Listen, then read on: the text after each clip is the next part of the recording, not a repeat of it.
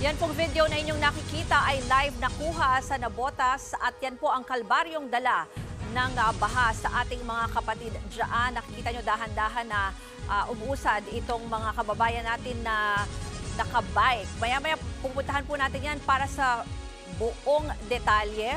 Ganyan din ang nararanasan sa iba pang bahagi ng Metro Manila dahil sa walang patid na pag-ulan.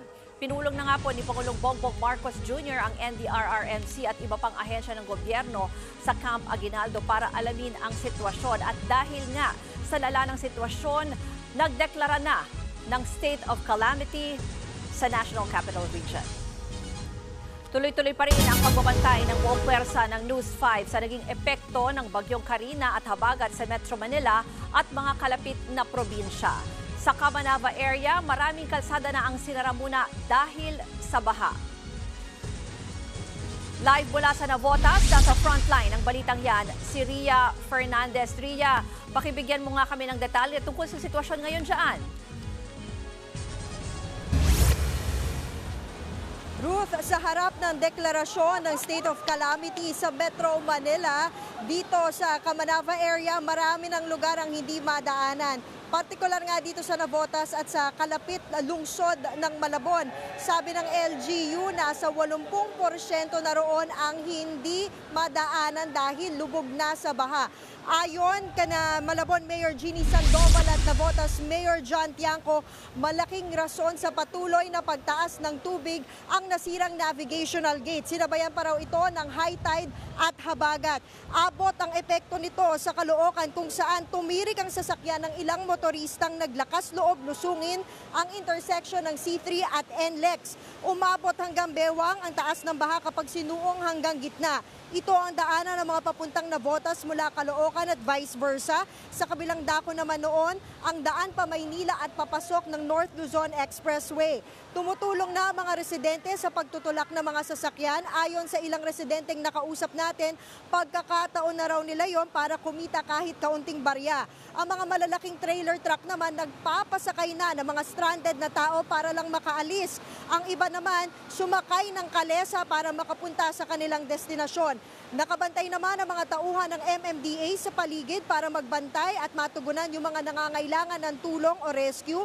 Naka-alerto rin ang taga-DPWH para bantayan naman ang taas ng baha at masigurong agad na maaalis ang mga basurang posibleng bumara sa mga drainage. Sa pinakahuling abiso ng Caloocan Disaster Risk Reduction and Management Office, nasa 5 lugar ang hindi madadaanan ng light vehicles. Kabilang dyan ang Caloocan Sports Complex Road, Pamasawata Boundary, Liano Road, Zabarte Road at 2nd hanggang 4th Avenue. Habang nasa 9 na kalsada ang hindi pwedeng daanan ng kahit anong sasakyan. Kabilang ang Barangay 18 Tamban Street, Barangay 170 Diamante Street, Phase 6, Barangay 178, Barangay 172, Abraham Bridge at Zapote Road. Not possible din ang Barangay 173, Rainbow Village, Matarik Bridge, Barugo at Barangay 8, Sabalo Street. Ruth, sa kabila ng hamon sa baha, tiniyak naman ng mga lokal na pamahalaan ng Cabanava na patuloy ang kanilang tulong at rescue efforts para mailikas at matulungan yung mga kababayan nating apektado nga ng baha dala ng bagyong Karina. Pero pakiusap nila lalo na ng mayor ng Malabon at Navotas kung saan matindi ang baha dahil nga sa nasirang navgate, wag nang hintayin yung paglikas mismo ng LGU. Magkusa na silang pumunta sa mga evacuation center. Ruth? Ria, may iba pa bang abiso yung mga lokal na pamahalaan? Halimbawa kung meron silang pangangailangan in terms of assistance or yung mga relief goods para sa mga residente at evacuees?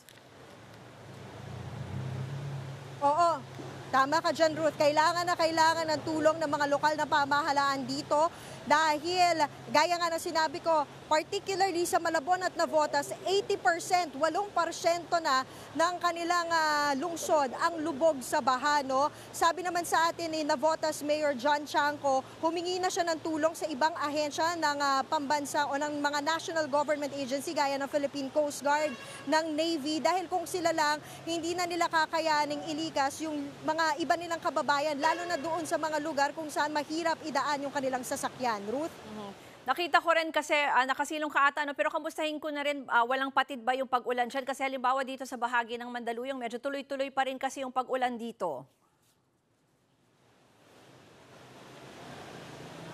Pabugso-bugso ang ulan dito. Sa mga sandaling ito, kung napapansin nyo, parang zero visibility na dito. Malabo yung camera namin. Ang lakas ng hampas ng ulan.